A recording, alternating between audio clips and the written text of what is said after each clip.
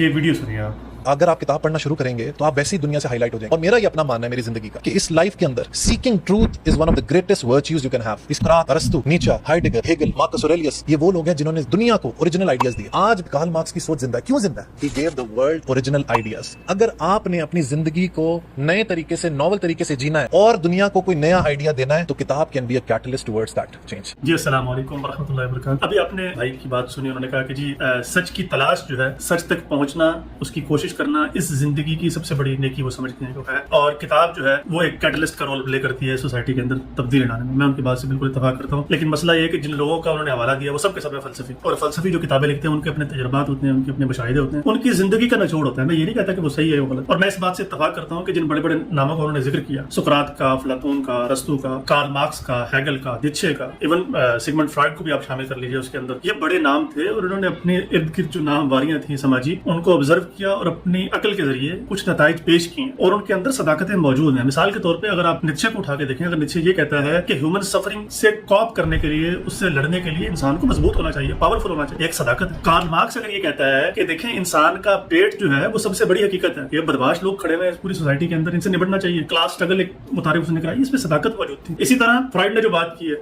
जिनसी जज्बा ये हकीकत इंसान के साथ जुड़ी हुई एक शय है। लेकिन मसला ये है कि जो हकीकतें हैं, जब आपने किताब को पढ़ना है, असल बात है किताब को पढ़ने का फन, किताब पढ़ना असल नहीं, किताब को पढ़ने का फन आना चाहिए। कम से कम मुझे ये तो पता हो कि मुझे जब अखज़ व इस्तिफ़ादा करना है किसी किताब से, क्या शय लेनी है और क्या शय नहीं लेनी। क्या इस किताब को मैंने इल्हाम का दर्जा देना है, या हतबी कुल्ली हकीकत इसको समझना है, या जुज़वी हकीकत इस तक उसने मेहनत की, पहुंच गए वो फलसफी। मेरा ख्याल है कि इन तमाम फलसफों की किताबें जो हैं उनके अपने अपने अदवार के अंदर उनके ज़ाती तजर्बात और मुशाहिदात हैं, इनसे इस्तिफ़ादा किया जा सकता है जितनी सच्चाइयां उन्होंने बयान की हैं। लेकिन इनको लार्जर देन लाइफ बनाकर पेश कर देना, कोई ऐसी बात कर देना कि भाई हकीकत तक यही पहुंच और इन्हीं के जरिए से हम समाज में तब्दीली ला सकते हैं, मेरा नहीं ख्याल। अगर तब्दीली आनी होती है तो फ्रेडरिक नीत्शे उसको पढ़ के हिटलर बन गए और इधर कार्ल मार्क्स को पढ़ के बलिस्टिक इनकलाब आ गया और फिर वो कैसे कोलैप्स हो गया सबके सामने। तो ये किताबें सोर्स ऑफ नॉलेज तो है, तजर्बात तो है, लेकिन मसला ये है, मुझे तो वाकई मैं हकीकत बताऊं जाती एतबार से किसी दूसरे का तजर्बा जीते हुए मुझे तो बड़ी तौहीन है इस बात में। मेरी जिंदगी है, मैं किसी के तजर्बे से क्यों जीऊं, और वो भी मेरे जैसे इंसान। किसी के तजर्बे से अगर सीखना है तो इस दुनिया के अंदर सिर्फ पैगंबर ऐसी हस्तियां हैं जो कुल्ली तौर पर कहती हैं हकीकत का पता है, उनकी तकलीफ तो की जा सकती है और वो अला वजह बसीरत पूरे शौर के साथ की जा सकती है। बाकी नाम फलसियों की जिंदगियों से आप जुज़वी हकायक ले सकते हैं, उनकी जिंदगियों से जो बरामदशुदा हकायक हैं उनको इस्तेमाल बरत सकते हैं, लेकिन उनको इस तरह से करके पेश करना कि लार्जर देन लाइफ है, मेरा ख्याल है कि